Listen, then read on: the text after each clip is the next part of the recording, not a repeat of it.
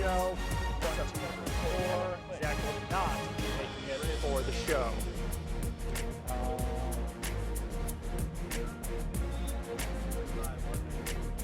1 minute away.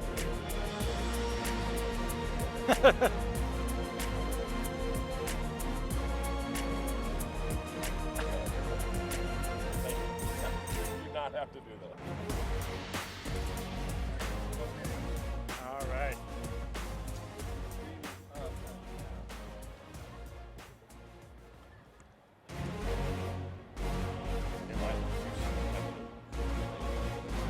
Yeah. I just didn't want to get it. Right. Yeah. We can do some of the stuff.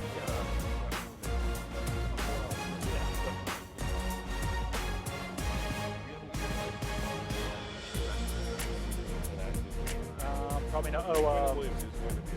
I think so, yeah.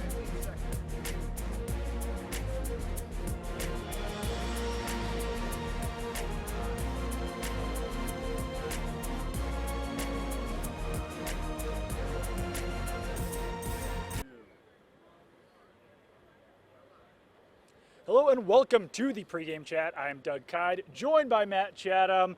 Zach Cox could not make it for today's show. It is Sunday. The sun is bright. It doesn't exactly feel like football season, but it's week 3, if you believe it or not. There is stuff to get to before we get into the football game that's happening behind us today. That is the Patriots against the Jets. We will definitely talk about that later in the show. But first off, obviously, we do have to hit on Antonio Brown. This is a story where as soon as you get caught up to it, more stuff happens. And that's exactly what happened here on Sunday morning. Someone really needs to take Antonio Brown's phone and throw it down a well or something, maybe throw it against a wall or into an ocean or a lake or something, because the guy cannot help himself with a phone. And the phone is really what is keeping him off the field here today. He was cut by the Patriots on Friday after he was sending harassing texts to one of the people who is accusing him of sexual misconduct. Obviously not great, and that is why the Patriots eventually had to cut him and they had to cut ties with him. But yeah, I mean, I know that you feel very passionately about the subject. What is your reaction to basically everything that's gone on this week and especially since Friday? First of all, Doug, we both off air made a promise to one of those folks. I know you're tuning in to hear about the game, so Doug and I, we promised. Absolutely, yeah. We promised to keep this to 5 minutes, but we do actually have to cover it. Unfortunately, For sure. This is the biggest story on planet Earth right now, and he appears to me to be attempting to disrupt this organization, this team. So we have to sort of put that in a grave and be done with it, but I think we do need to cover it. Here's why I think this stuff is so offensive. I'll actually take the alternative view. You said that, somebody just needs to take his phone away. I'd put more devices in his hand. I like the idea of this guy revealing himself because that's very important in our league. We really stand for something. I mean, I know as a former player, you're part of this community of thousands of guys. You're a current player, you're a community of 3,000-ish guys. And 99.9% of the guys are not this outlandishly selfish and narcissistic and self-destructive. What's so crazy to me about what this guy has done with his career in the last month and a half, and you're absolutely able to do it. I mean, go ahead, firebomb your own career. That is you're right. But the thing that I find most offensive on a Sunday morning, on an organization that's filled with a lot of really good dudes that actually, I'm not going to get all churchy on you guys, but there's a very heavy faith-based portion to this team. Your Matthew Slaters and Devin McCourty and really all up and down the roster, guys that really feel not doing like a sermon here, but just feel about doing the right thing. Feeling about being selfless, feeling sort of their role in life is to take advantage of this opportunity that was given to them, make the most of it, be a mentor to other people out there watching, do the selfless thing at every turn.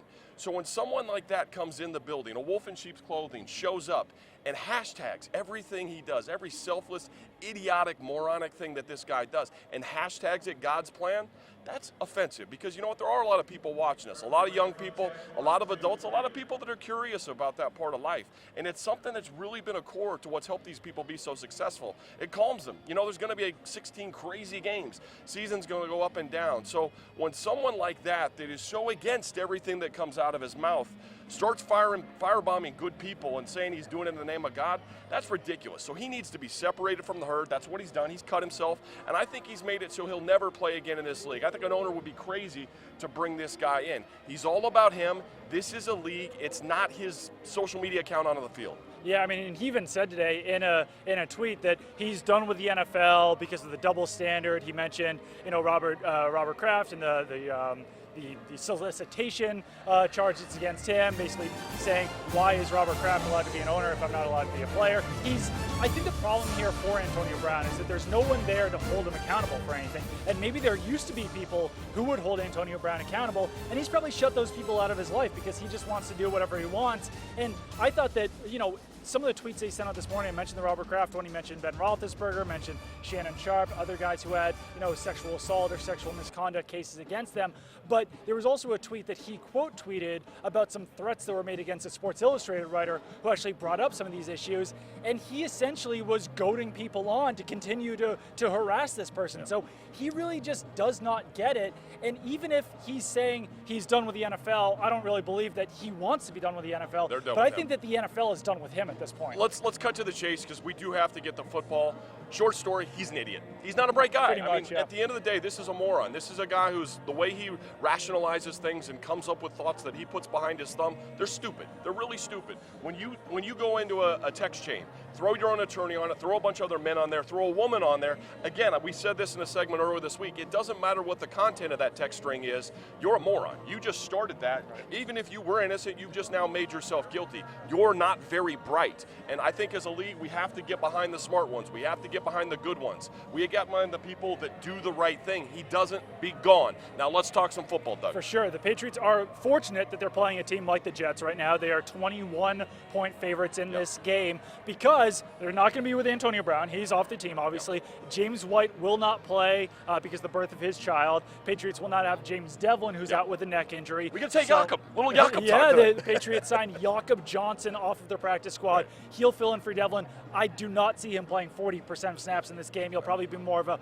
situational player in there, but James White's the biggest one in there. I think that this means a lot more work for Rex Burkhead. He will be that third down back. Bill Belichick really praised Rex Burkhead on Wednesday for his versatility, so we'll actually get to see some of that versatility. But this also could mean more work for Sony Michel in the passing game, which I think a lot of people have been waiting to see, and also could be the NFL debut of Damian Harris. He has not played yet because the Patriots are so deep at that running back group. They are fortunate to be so deep at that running back group for situations like this when James White can't play, and they also have Brandon Bolden, so he might get some work in there as well. Yeah, I think these are the kind of pieces of NFL news that I think would derail a lot of teams. Yeah. The idea of losing a guy at the end of the week that could have potentially been a huge factor in your game plan in Antonio Brown. I mean, the off-the-field stuff aside, the idea that you had a player that practiced even on Friday with you, and then when Wednesday and Thursday were going down, they had an entirely different thought of what the practice script would have been, how much he would have been involved. All of a sudden you take a massive change like that. Do you have enough depth to continue to have someone slot into that role, slide yourself over different plays, do something entirely different? That, I think they do, and I think that's an incredibly strong wide receiver group that will only get stronger with N'Keal Harry. It's not elite now. I mean, it's not, off the charts. It's not best in the league. It's no longer best in the league, but this is still top 5. I mean, because I think the strength of the 3 and the 4. There's going to be a lot of comparable 1-2s around the league. I get that, but when you talk 1-2 and then 3, and your third guy's got 23 regular season balls in a row, the fourth guy, Jakobi Meyers, has been out of this world, earns himself a spot on the roster, has a bright future in the league, and then a first rounder behind it that's 6'4". That showed so much promise when he was gone. The receiver situation is quite strong here. So I think you put that to one side and say, okay, could we still fashion a game plan with those people? Saw the Steelers game. I think we know the answer to that question. The other portion of this would be the running back group. I think you lose a guy like James White. Imagine if you're the Saints today, and all of a sudden you lose Alvin Kamara. Right. In a moment's notice, the absence of Alvin Kamara does a lot more to the Saints offense than I believe the absence of James White does, and that's because of Rex Burkhead. We've seen his jump cuts, his quickness, his ability to get in and out of the hole and explode look really different, quite frankly, than the last couple of years. Yeah. He's healthier, he looks quicker, he looks assertive. It's run game, pass game. He can help you both ways. And again, because Rex can come in and do a facsimile of what James has done, it would be even that much different if he wasn't already the second option, because Sony's going to be the load bearer. Yeah. So in the absence of that, you've got another high-round draft pick out of Alabama that looked great in camp. So again, when we talk about lines later, when you talk about the way this team pivots when things like this happen, it's because of that depth. That depth is what makes them scary towards the top of the league, not a list of stars necessarily. Some other injury news on the offensive side of the ball. Matt Lacoste missed practice on Friday with an ankle injury. Ryan Izzo was out on the field earlier. Looks like he's a game-time decision with the calf injury. So you're talking about James White out of the offense. I think that means a lot less two running back sets. You're not going to see those pony sets where you've got Rex Burkhead and James White on the field, because James White's not on the field. I don't think Sony Michel or Damian Harris can really take over that role. Maybe we'll see some of them, but it's not to the same degree as we were seeing it earlier. So I think that with the injuries at tight end, with no James Devlin, with no James White, this is probably a big 4 wide receiver set offense that we're going to see. So Jacoby Myers is going to be very involved. I think Philip Dorsett, he's that number 3 wide receiver that we're mentioning behind Julian Edelman and Josh Gordon. He's almost going to be an every down player in this game, because if they're not going to go heavy with James Devlin, if they don't have healthy tight ends, if they don't have those pony sets with James White and Rex Burkhead, then I think this does mean a very heavy role for Philip Dorsett. I think he's ready for it. He had 4 catches for 95 yards and 2 touchdowns in week 1. Definitely took a backseat role to Antonio Brown in week 2, but he's going to be right back out there at, probably 80-90% of snaps in here in week 3. It's an interesting setup that they have, because there's so many different ways they can go. You go heavy on 4 wides. I think it's a good idea. It's plausible. The one thing that I'll always kind of remind myself with this team is they'll have a really strong feeling about a guy that we don't get to see. They reveal it for 1 or 2 weeks, they go back to something else.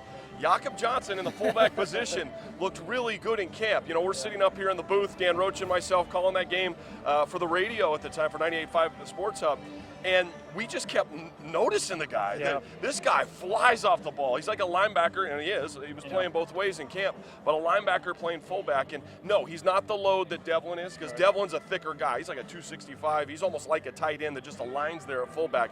Jakob feels more like a linebacker that's a little more athletic, maybe quicker to the hole. He's not going to have as much thump when he arrives, but he's extremely willing. So I say that because there may have been, I would assume that there have been a lot of practice reps that have gone on that could easily include him. Yeah. So they could feel comfortable enough to stay in 21, potentially. Not lead with it, I'm certainly not saying that. But if you feel good enough that Izzo's comfortable enough and you can play with Jakob, you don't have to get into 3 and 4 until later, although they could, as you mentioned. So the other portion I'm a little curious of, and you're going to have to help me with the names here, Doug, with the tackle situation being so much in flux, we expect that Newhouse will be at left tackle. For sure, yeah.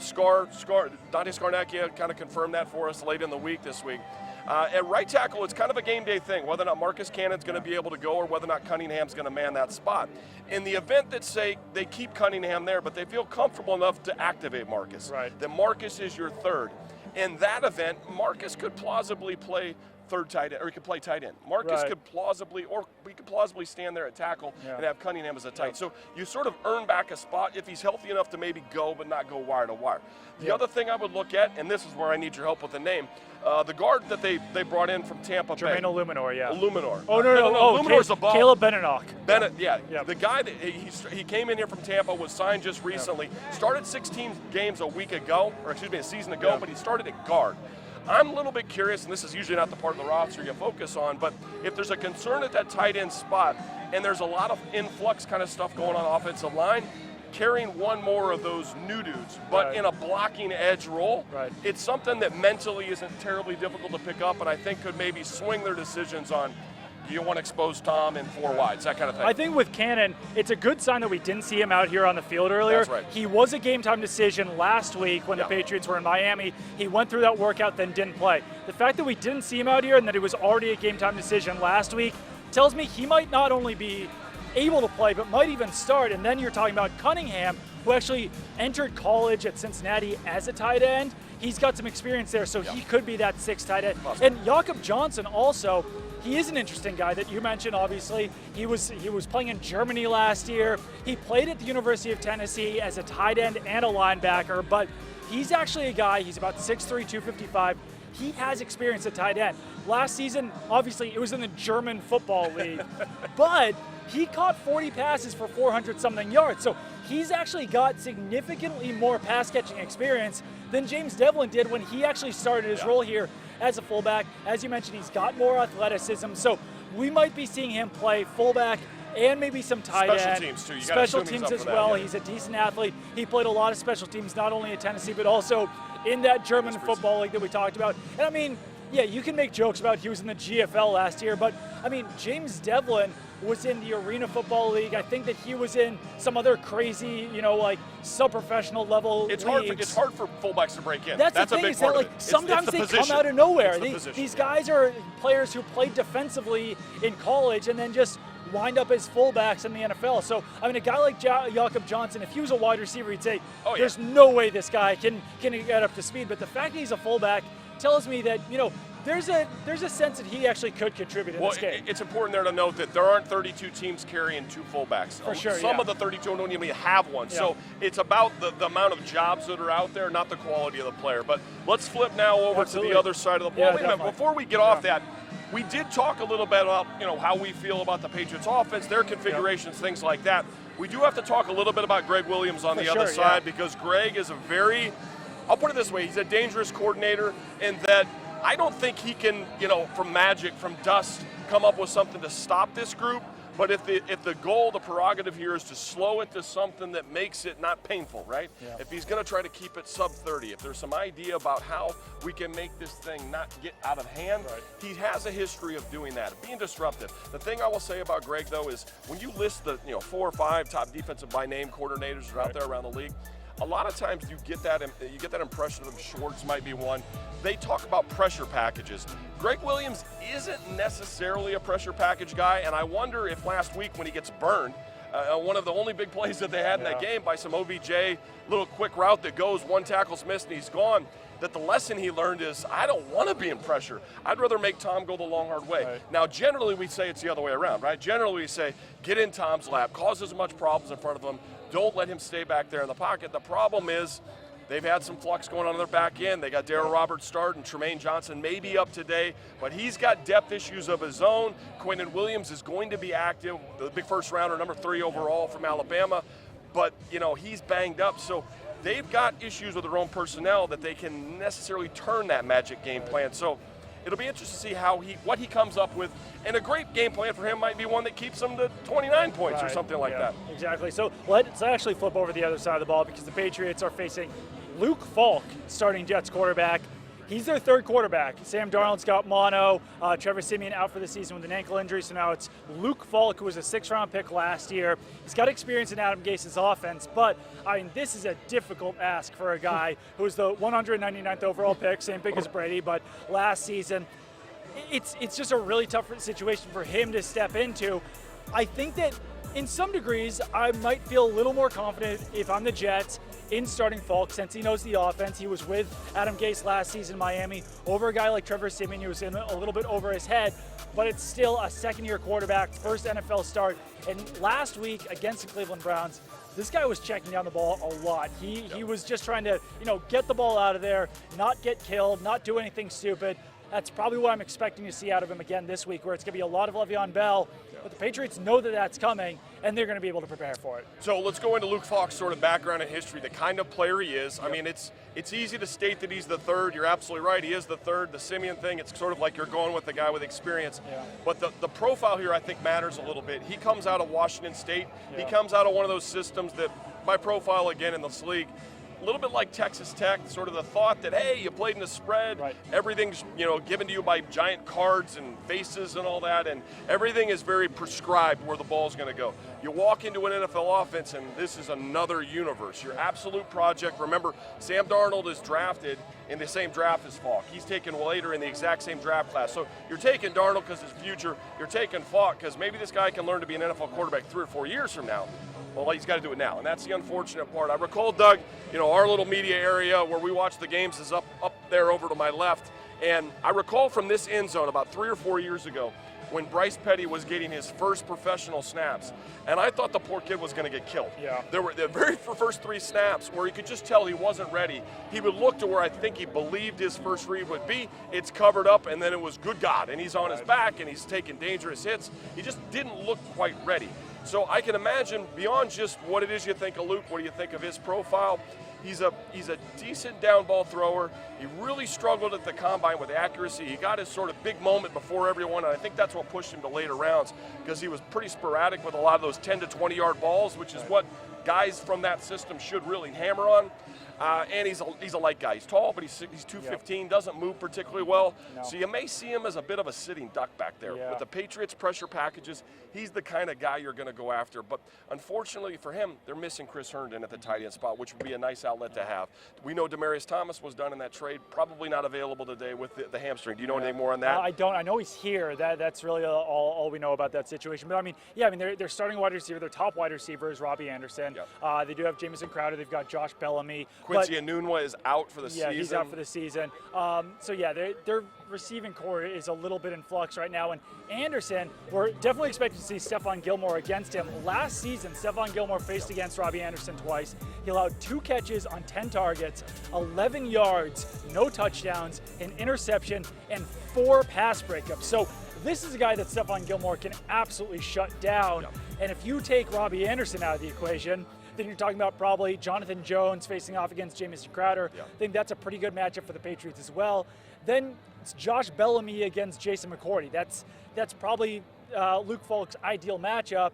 And I mean, I think that Jason McCourty can handle that. If it's not going to be Jason McCourty, then it's going to be J.C. Jackson. This Patriots defense is so deep right now, and it's so good right now. I think it's going to take a lot for them to get the recognition that they deserve, however, just because of some of the offenses that they're facing early in the season. I mean, the Pittsburgh Steelers, I think that was a fantastic performance by the Patriots. I mean, you had Ben Roethlisberger at quarterback. I feel like people are going to forget that Ben Roethlisberger was a quarterback because now he's out for the season. But yeah, they had Juju Smith-Schuster. That was a decent offense. Connor and Vance McDonald. Exactly. And Washington. There's a group there. They limited them to 3 points, no touchdowns. Miami Dolphins, you almost kind of dismiss that, but to shut out an NFL team is no small feat. And they did in the Super Bowl with 2/3 of this group, so come on. Exactly.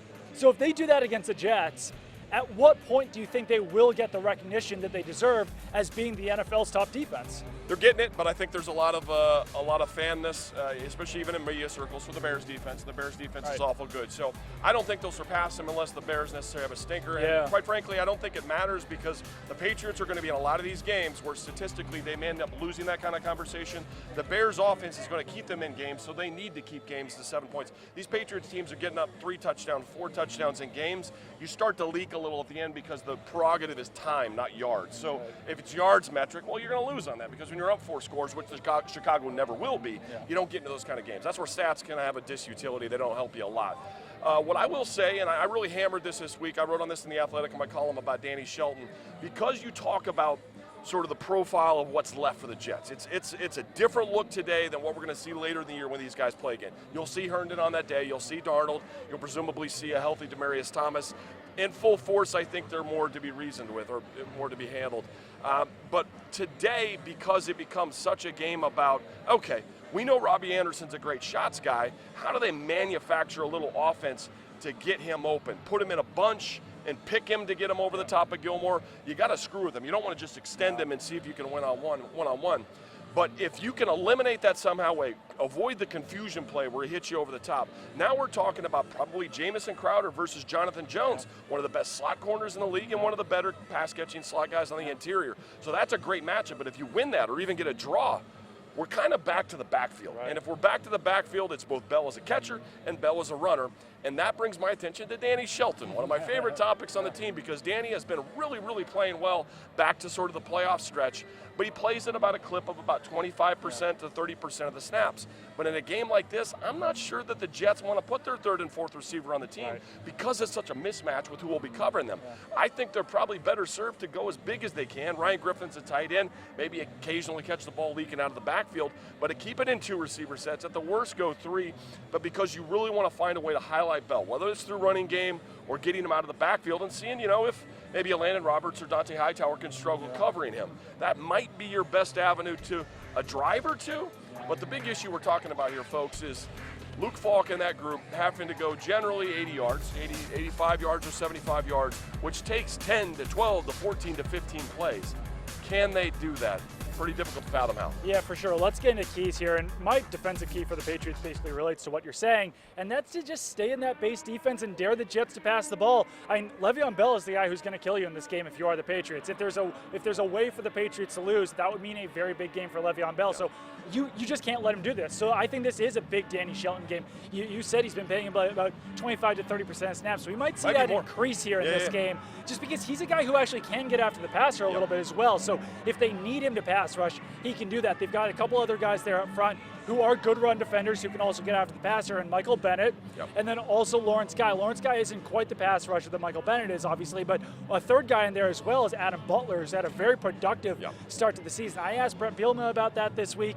I asked Adam Butler about this week about just why he's been so productive, and there was no real one reason for it. I think that maybe the defense has shifted a little bit more to his strengths. He's been able to attack a little bit more. He's been getting after the quarterback a lot, but I think this is a good game for those big daddies up front there. Those, Danny Shelton, Adam Butler, Lawrence Guy, Michael Bennett, to show off that versatility, that they can shut down the run up front, but also when it calls for it, to get after the passer in that base defense, because you might not see as many of those third down rushers in this game come into the game early on. They're going to have to rely on those guys to get after Luke Falk, and I mean, I think they can do it. So my key is basically this. I kind of touched on it before. It's the long, hard way. I think in games like this, when you know they're going to be hard up against it a little bit to figure out a way to get down the field, the last thing you want is a shot play. The last thing you want to get is a chunk. So playing on top of everything. If this guy has to, like he did a week ago, complete 20 balls and still only have 190 some yards, that's okay, right? You keep them out of the end zone. So I think it's everything top down, and then you got to be great up front, and that's in this run game stuff where when you talk about Le'Veon Bell, I think everyone out there that watches him, especially if you cheer for fantasy and pay attention to other people's running backs, it's that delay, side shuffle, explode. That's what he's so good at. And how do you get that? You get it by getting movement in front. The guard, center, guard really starts to move the wave back so he can delay, pick his spot, and then shoot through. That's why a guy like Danny Shelton is so important. That's why Lawrence Guy is so important, because when they get doubled, they don't give up the movement. Sometimes they get pressed forward. There was a great play from a week ago's game in Miami where both those guys, Danny Shelton and Lawrence Guy, were doubled. Both beat the double and were the two guys in on the play. So I think it's really big on them. It's long, hard way and not allowing Bell to have the big day. We know that's a lot of that's hammering the back out of the backfield. He's going to go on a pass route. You got to get him. I'll give my offensive tip really quickly, and I want to be quick with this. I think the big idea here for these guys is to figure out what it is that Greg's trying to take away from you. He's going to have one big shot, one big adjustment for the day. Handle it, deal with it, protect the football, and you'll be fine. Yeah, mine is just early and often to Philip Dorsett, because Josh Gore and Julian Edelman, those are going to be the guys who they're really focusing in on. That's going to be the top cornerback, and then maybe doubled on those guys. Philip Dorsett, I think he's going to be facing off against number 3 cornerbacks for most of the season, or at least the number 2 outside cornerback, because he's not the slot guy. So I think that he's the guy that you go after early and often there. Let's get into Chatham's choice. The last line that I saw, 21 points, and then the over-under was 43. Are we saying that Antonio Brown tweets don't affect the line at this point?